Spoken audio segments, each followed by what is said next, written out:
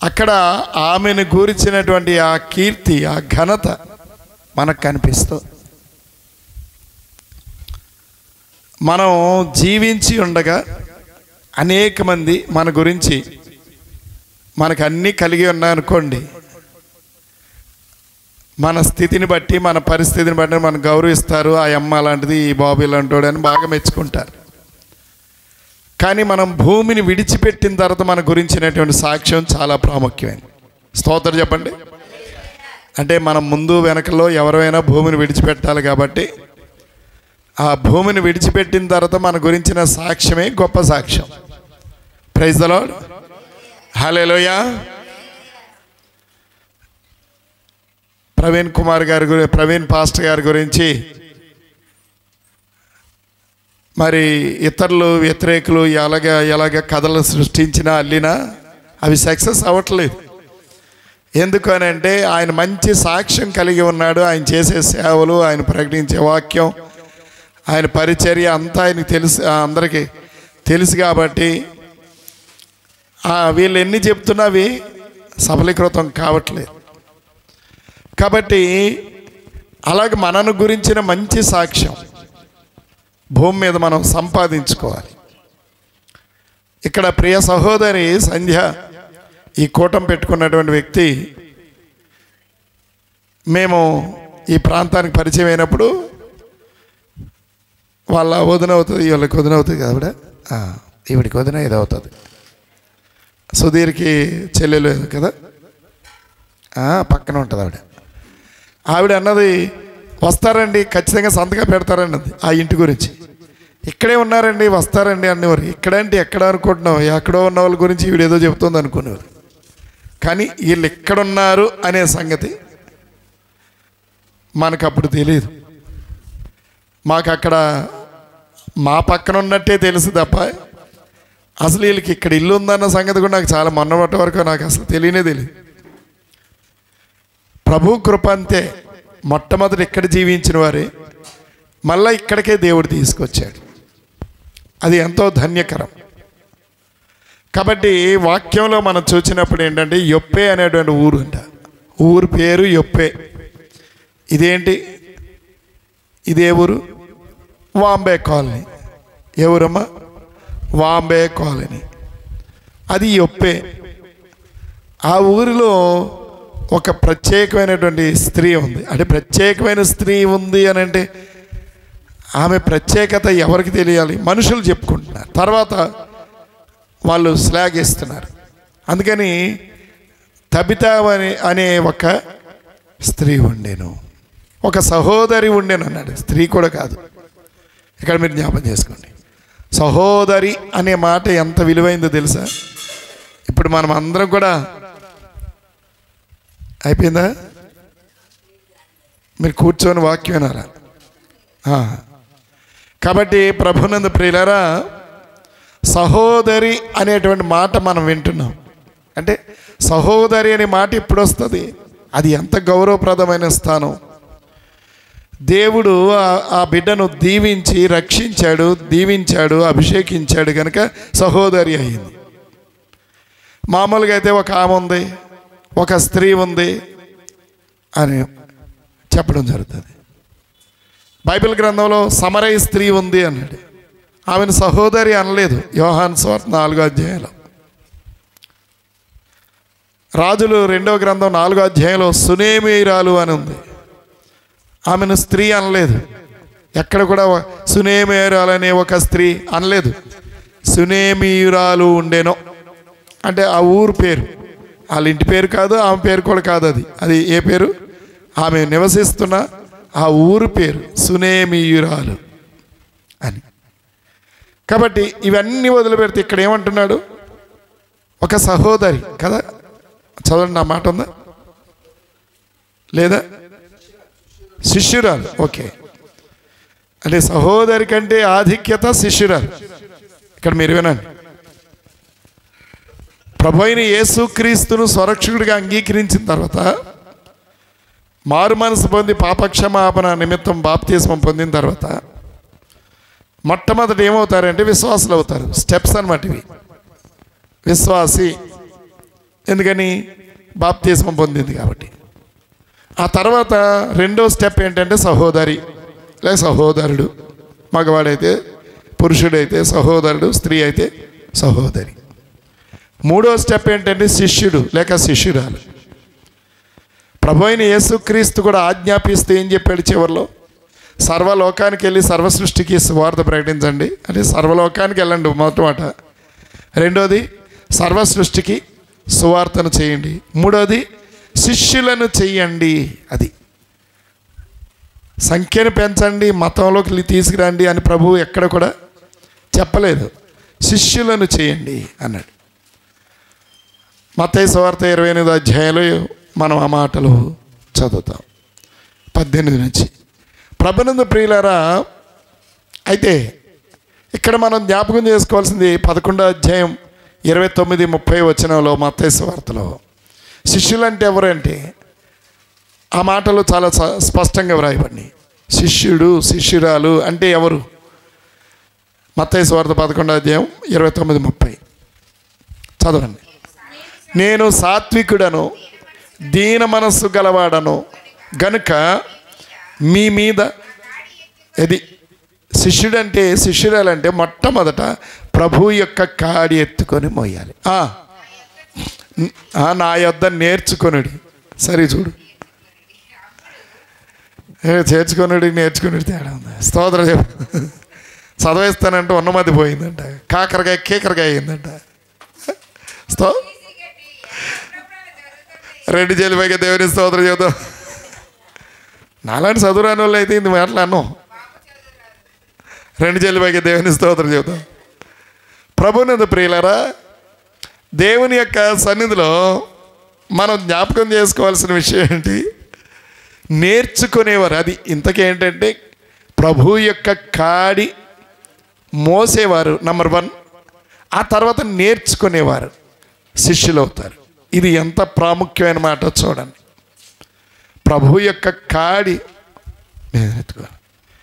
యోవేల్లోనో లేకపోతే ఏదో చోట ఉంటుంది, ఒక చోట చిన్న ప్రవక్త గ్రంథంలో యవ్వన కాలమందు దేవుని కాడి మోస్తే ధన్యులట, అది వారికి ఆశీర్వాదం, దీవెన, ధన్యకరం. యవ్వన కాలమందు దేవుని కాడి మోయాలి అని చెప్పాడు. యవ్వన కాలం అంటే ఏంటి? ప్రభు అయిన యేసుక్రీస్తును స్వరక్షకుడిగా అంగీకరించిన మరుక్షణం నుండి యవ్వనస్తులు అయిపోతారు అందరూ. స్తోత్రం చెప్పండి. ఎవర్ గ్రీన్ యూత్ అంటారు.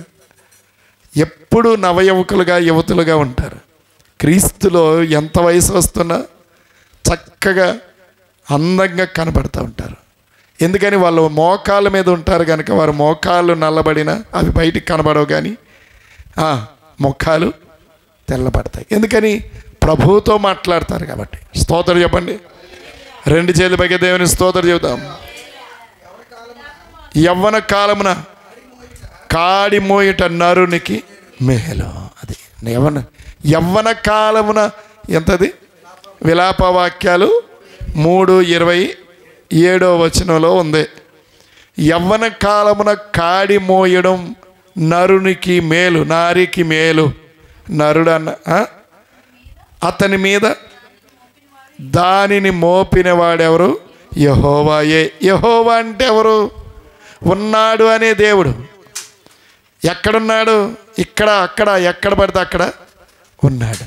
ఇందుకలడు అందులేడనే సందేహం ఎప్పుడు కూడా అక్కర్లేదు. ప్రతి చోట ఆయన కనబడతాడు. సో కాబట్టి ఈవిడ ఎవరన్నమాట? శిష్యురాలు. అమ్మ చెప్పండి ఎవరు? ఇప్పుడు సంధ్య శిష్యురాలు అనిపించుకోవాలి. ఇప్పుడు శిష్యురాలు అవ్వాలంటే మొట్టమొదటి విశ్వాస స్టేజ్ దాటాలి. విశ్వాస స్టేజ్ నుండి ఎక్కడికి రావాలి? సహోదరి అనే స్టేజ్లోనికి రావాలి. ఆ తర్వాత సహోదరి స్టేజ్ నుండి శిష్యురాలు అనే స్టేజ్లోనికి రావాలి. ఇప్పుడు మరియా మార్తా లాజరు ఉన్నారు. అందులో సహోదరి ఎవరు? శిష్యురాలు ఎవరు?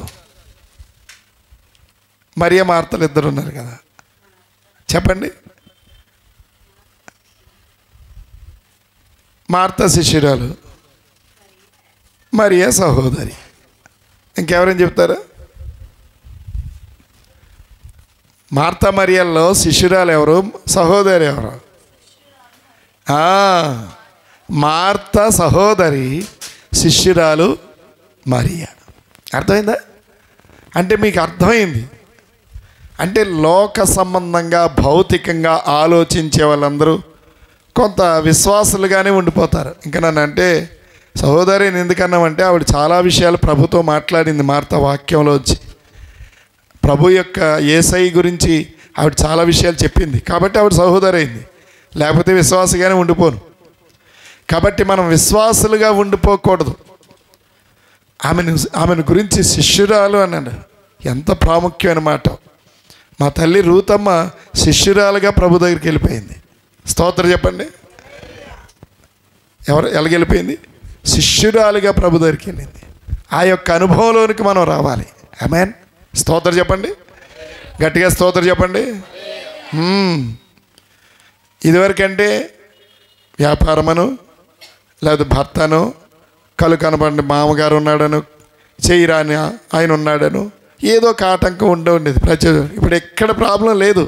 శిష్యురాలి యొక్క ప్రమోషన్లోకి వచ్చేయాలి. ఆమేన్. స్తోత్రం చెప్పండి. ఎక్కడ పడితే అక్కడ ప్రార్థనలు అయినప్పుడు, కోటాలు అయినప్పుడు దేవుని సన్నిధికి పరిగెత్తుకొని రావాలి. కాబట్టి శిష్యురాలు చదవండి. యొప్పేలో తబిత అనే శిష్యురాలు ఉండెను. ఆమెకు భాషాంతరమున దొర్క అనే పేరు. ఈ మాట రెండో పేరు కూడా ఉందంట. అంటే లేడీ. దొర్క అంటే లేడీ. ఈ మాట చాలామందికి రాక ద్వారకా అని చెప్తున్నారు. ఆ పేరు కలిగిన వారు సేవ చేసే పాస్టమ్మ గారు ఒక ఆవిడ ఉంది. పాపం నన్ను పిలిచింది. అమ్మ నీ పేరేం పేరు? ద్వారకా అంటది. ద్వారకా వేరు, దొర్క వేరు. ద్వారక అంటే మనది కాదు ఆ పేరు. అర్థమైందా? అందుకని దొర్క అనే మాట గుర్తుపెట్టుకోండి. తబితాకి మారు పేరు దొర్క. లేడీ అంటే తెలుసా? లేడీ అంటే ఎంత చెంగును పరుగులు ఎడుతుంది కదండి. చాలా లేడీ లేడీ పరుగులు, లేడీ కాళ్ళలాగా అంటారా? ఎక్కడ వాక్యంలో ఉంది? వాక్యం చూడండి. 18వ కీర్తన 18వ కీర్తనలో నా కాళ్ళను లేడీ కాళ్ళుగా చేసితివి అని ఉంటుంది. ఆ చరణం మీరు చూసుకోండి. అంటే లేడీ కాళ్ళు అంత తరువుగా పరిగెత్తిస్తాయి అన్నమాట. దేవుని సన్నిధికి త్వరపెడతాయి అన్నమాట. కాబట్టి ఆమె ఒక రోజున జబ్బు చేసి చనిపోయింది. ఇదేంటి పాస్టర్ గారు మేలు కోరనాయన అంటే సాగు కోరుతున్నట్టు చెప్తున్నారు అనుకో. పాస్టర్ గారు ఎప్పుడు కూడా మేలే కోరుతారు. దేవుడు ఇంకా అంతకంటే మేలు కోరుతాడు. స్తోత్రం చెప్పండి. ఎందుకు ఆవిడ చనిపోయిన ఆవిడ గురించి ఎందుకు చెప్తున్నావా? ఆవిడ చనిపోయింది కానీ ఆమెను గురించినటువంటి అక్కడ చేరి ఉన్నటువంటి ఆ స్త్రీమూర్తులు, ఆ సహోదరులు అందరూ ఈ శిష్యురాలను గురించి మాట్లాడుకుంటున్నారు. ఇప్పుడు ఈ గృహంలోకి వచ్చిన తర్వాత సరే, అప్పుడు ఈ గృహంలో ఉండేటప్పుడు మీరు అన్యులు, మీరు ప్రభువుని ఎరగలేదు, అవునా? అప్పుడు మీ కుటుంబం ఇందులో ఉండేటప్పుడు. కానీ ఇప్పుడు నువ్వు ప్రభు బిడ్డగా వచ్చావు. ఇప్పుడు నీ పేరు నయోమి అనేది సార్థకం, మారా కాదు. అప్పుడు మారా జీవితం, ఇప్పుడు నయోమి జీవితం. స్తోత్రం చెప్పండి. అయ్యో నాకేదో ఆందోళన, నాకేదో దుఃఖం, నాకేదో బాధ, నాకేదో చింత, ఇది లేదు. ఇప్పుడు నయోమి అంటే ఎంతో మధురమైనటువంటి జీవితం, అనేకులకు ఆ మాధుర్యాన్ని పంచేటువంటి బ్రతుకు. ఒంటరితనంలో ఒంటరి వారిని ప్రభు 1000 మందిని చేస్తాడన్నాడు. మనలో కల్మషం లేనప్పుడు, మనలో చెడు దృష్టి లేనప్పుడు, ప్రభు కోసం నమ్మకంగా బ్రతికితే ఆయన ఏ స్థాయిలో హెచ్చించి వాడుకుంటాడు. 2 చేతులపైకి దేవుని స్తోత్రం చెప్పండి. కాబట్టి నయోమి అనేటువంటి మాదిరికరమైన జీవితంలోనికి రావాలి. ఈ తబిత యొక్క మాదిరికరమైన జీవితాన్ని ప్రభువు మన ముందు పెట్టాడు. చూడండి, ఆ మాటలు చదువుదాం. కిందకి చదవండి. కాయల పడి చనిపోయింది. ఆ తర్వాత చదవండి. ఆమె కాయల పడ్డం అంటే జబ్బు చేసి అనమాట. చదవండి.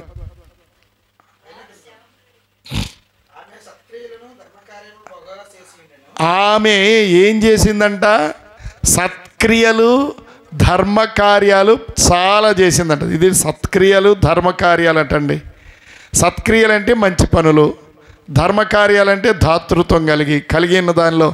చూడండి, ఏ విశ్వాసులు మన సంఘంలో ఉన్న వాళ్ళు ఎక్కువ మంది సంవత్సరానికి ఒక కూటం పెట్టుకోవాలంటే అది ఎంతో ఆలోచిస్తారు. కానీ ఆవిడ ఎప్పుడే చెప్పేసింది ఆఫర్ ఏమిటి? అయ్యా ఇది ఇక్కడ చిన్న స్తుతి కూటం కానీ అక్కడ పెద్ద కూటాలు 2 పెడతాను ఈ సంవత్సరం. దేవునికి స్తోత్రం చెప్పండి.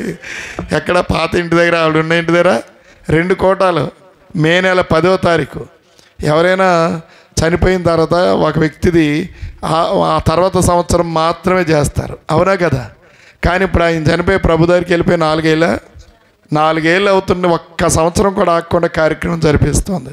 దేవునికి స్తోత్రం చెప్పండి. ఆ తర్వాత వాళ్ళ మామగారిది మొదటిది అక్కడ ఆగస్టు నెలలో చూడండి. అంటే ఇప్పుడు ఏప్రిల్, తర్వాత మే, తర్వాత ఆగస్టు, మళ్ళీ క్రిస్మస్. అంటే 4 కూటాలే కదా. దీంతో 5 కూటాలు చూడండి ఎంత. ఓకే, 4 కూటాలు అంటే 3 నెలలకు ఒక మీటింగ్ జరిపినట్టే కదా. 2 చేతుల పైకి దేవుని స్తోత్రం చెప్దామా? ప్రభువుని కనపరచుదాం ప్రియులారా. అంటే ధర్మ కార్యాలు చేయడం అనేది చాలా ప్రాముఖ్యమైనది. ప్రభు అయిన యేసు క్రీస్తు ఏమని మాట్లాడుతున్నాడు? కొర్నేలి అయినటువంటి ఆయనతో మాట్లాడుతున్నాడు.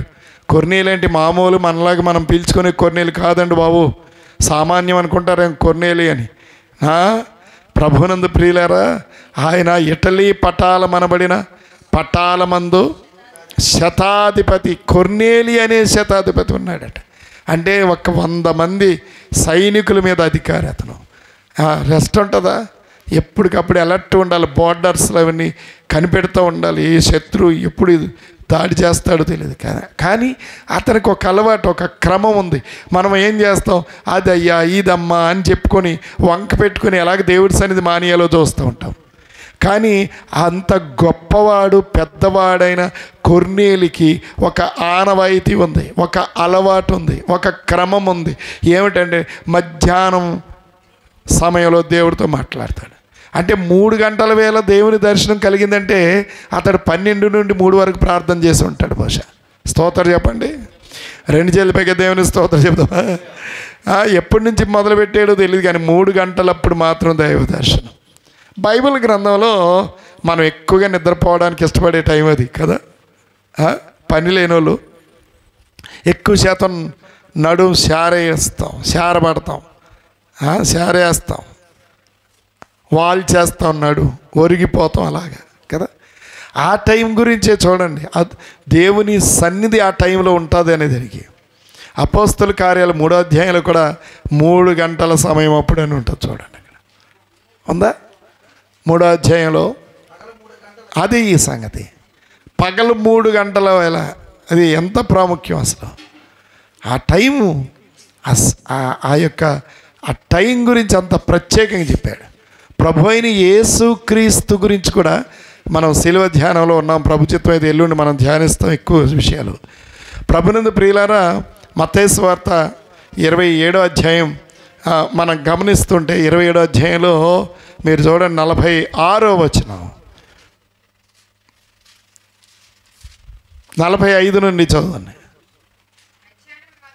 మధ్యాహ్నం మొదలుకొని అది 3 గంటల వరకు ఆ దేశమంతటా.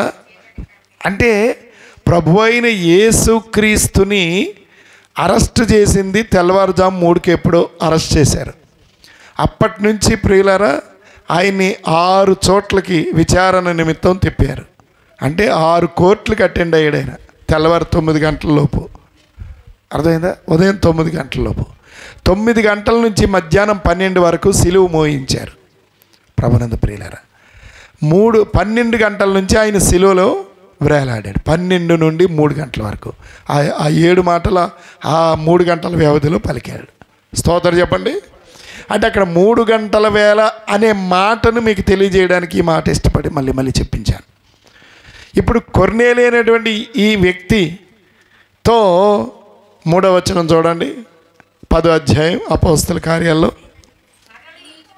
పగలు ఇంచుమించు 3 గంటల వేళ దేవుని దూత ఎవరి దగ్గరికి? కొర్నేలి దగ్గరికి వచ్చి కొర్నేలి అని పిలుచుట దర్శనమందు తేటగా అతనికి కనబడింది.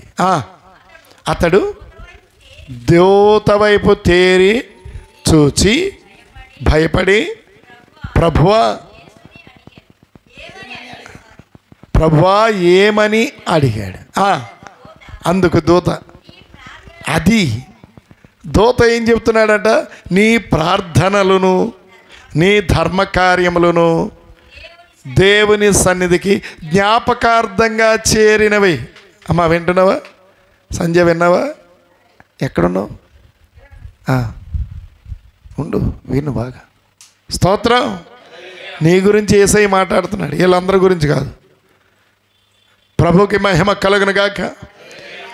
ఏమండి, దేవుడు ఏం చెప్తున్నాడు? ఆ రోజు కొర్నేలుతో చెప్పిన దేవుడు ఈరోజు నీతో చెప్తున్నాడు. ఏమని? నీ ధర్మకార్యాలు నీ ప్రార్థనలు దేవుని సన్నిధిని జ్ఞాపకార్థంగా చేరినవి. మొన్న జేడిఎస్ కొరకు మన సంఘస్థుల కొరకు కార్యక్రమం మీరు పెట్టారు, జ్ఞాపకార్థం అయింది. ఆంటోనీ రెడ్డి గారు ఆ రోజున వీళ్ళు ఎంత మంచి బాక్సులు కదా, గొప్ప ఏంటవి డిషెస్ విత్ కప్స్ మూతలతో ఉన్నటువంటి అవి ఇస్తే ఎంత ఆనందపడిపోయారు తెలుసా ప్రియులారా. అలాగే మన సంఘంలో కూడా తర్వాత మళ్ళీ ఆ రోజు పంచాము, మళ్ళీ క్రిస్మస్కి కూడా జేడిఎస్ కూడా పంచాము. చూడండి, అవన్నీ ఎక్కడికి వెళ్తున్నాయి?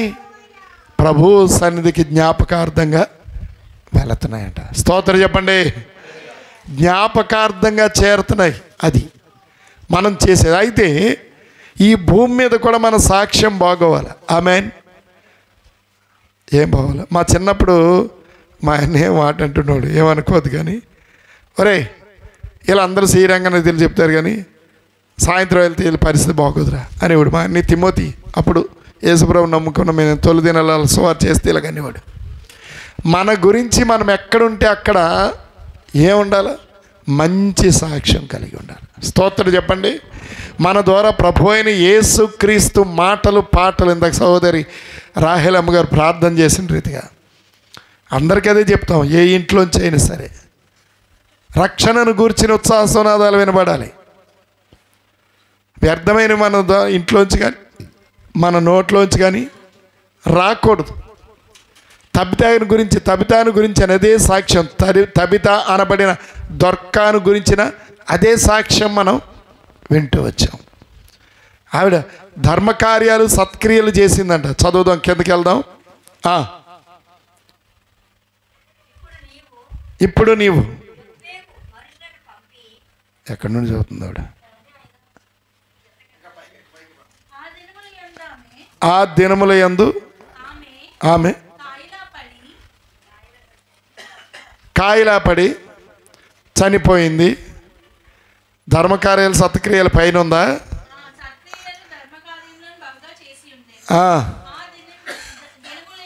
అదంతా అయిపోయిన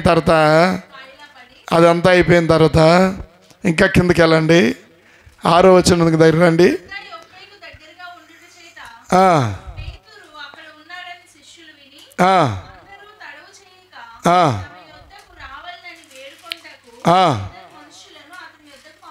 ఓకే.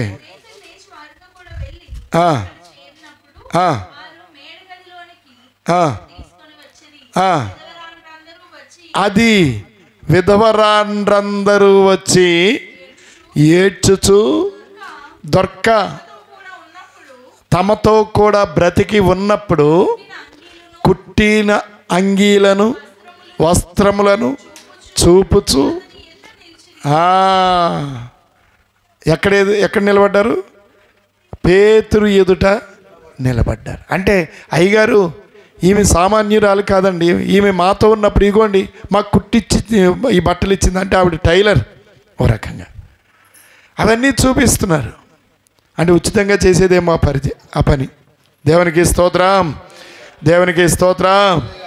నిన్నగాక మొన్న నాకు ఒక మెసేజ్ వచ్చింది.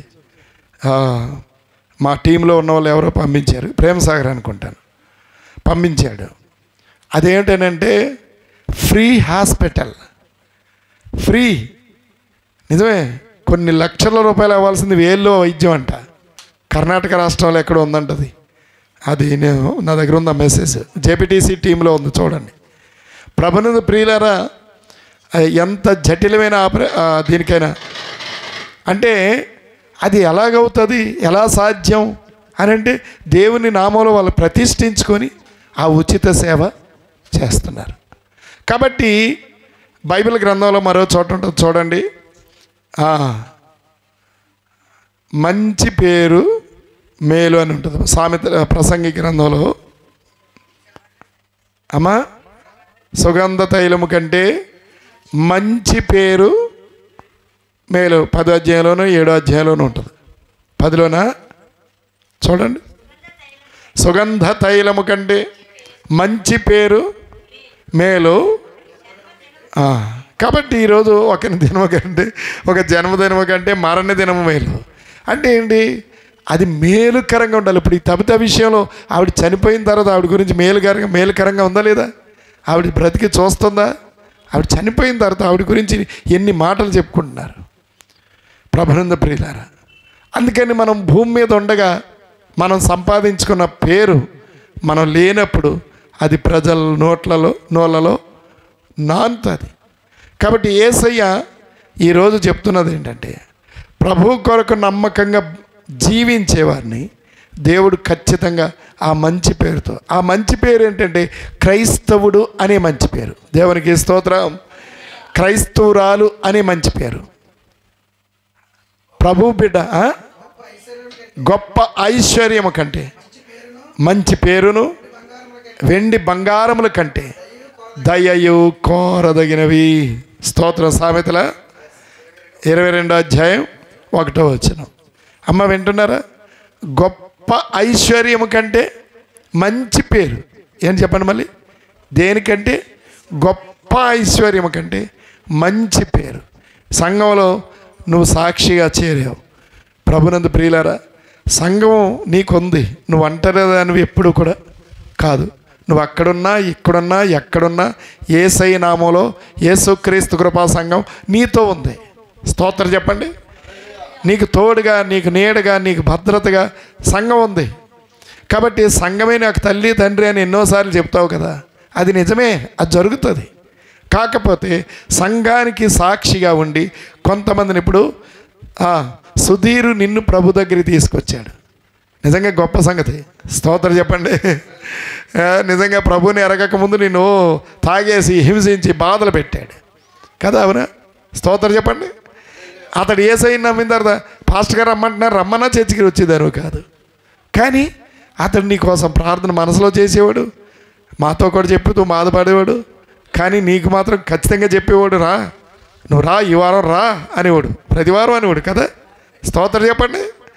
అంటే ఒక రకంగా అతనికి నోరు రాకపోయినా మాట రాకపోయినా సువార్త చేశాడు కాబట్టి అతని మరణానంతరం ప్రభు దగ్గరికి నువ్వు రాగలిగావు. అంటే ఈ రోజున ఇప్పుడు నువ్వు చేయవలసిన పని ఏంటి? నీ ద్వారా అనేకులు ప్రభు దగ్గరికి నడిపించబడాలి. అది మంచి పేరు. స్తోత్రం చెప్తామా? 2 చేతుల పైకి దేవుని స్తోత్రం చెప్తాం. అంటే మనం వాక్యం బోధించి అక్కర్లేదు, ఇలాంటి కోటాలు పెట్టడం వల్ల. అలాగే మనం సాక్ష్యం, మన జీవితాన్ని మాదిరికరంగా చూపించడం ద్వారా మన ప్రవర్తన చూచి అనేకులు ప్రభు బిడ్డలు ఇలా ఉంటారు అని యేసయ్యని నమ్ముకోవాలి. అంటే మతం కాదు, ఇది మార్గం, హృదయాలను మార్చేది. ఇందాక దివ్యవాణి ఆవిడ మాట్లాడుతూ చెప్తుంది, ఇది క్రైస్తవ్యం మతం అని ఎందుకు అంటున్నారు? అసలు క్రైస్తవ్యం మతం కాదు, ఇది మనసులను మార్చేది. మనుషులు ఎవరు మార్చలేరు మనసుల్ని, కానీ దేవుడు మాత్రం, ప్రభువు మాత్రమే మనసులను మార్చాడు, జీవ మార్గానికి తీసుకొని వెళ్తున్నాడు అని చెప్పు. నిజం, అది అందరూ అంగీకరించవలసినటువంటి సత్యం. కాబట్టి ప్రియ సహోదరి సోదరులారా, ఈరోజు మనం అందరం గుర్తుపెట్టుకోండి, గొప్ప ఐశ్వర్యం కంటే మంచి పేరు, సుగంధ తైలం కంటే మంచి పేరు, వెండి బంగారాల కంటే మంచి పేరు, అది దేవుని దృష్టికి ఎంతో విలువైంది. అది క్రైస్తవ్యం. నేను క్రీస్తు బిడ్డని, నేను ప్రభు బిడ్డని. ఇదిగో నేను ఈ తప్పు మాట్లాడను, ఈ తప్పు చూపు చూడను, ఈ తప్పు పని చేయను అనే దృక్పథంలోనికి ప్రతి ఒక్కరు వచ్చినప్పుడు యేసు ప్రభు ఆయన సంతోషపడతాడు. స్తోత్రం చెప్దామా? లేచి నిలబడదాం. దేవుడి వాక్యమును మన వెనికిడిలో దీవించును గాక. పాస్టమ్ గారు ముందుకు వచ్చి ప్రార్థన చేస్తారు. ఆశీర్వాదంతో ఇవాళ కూటం మనం ముగించుకుందాం.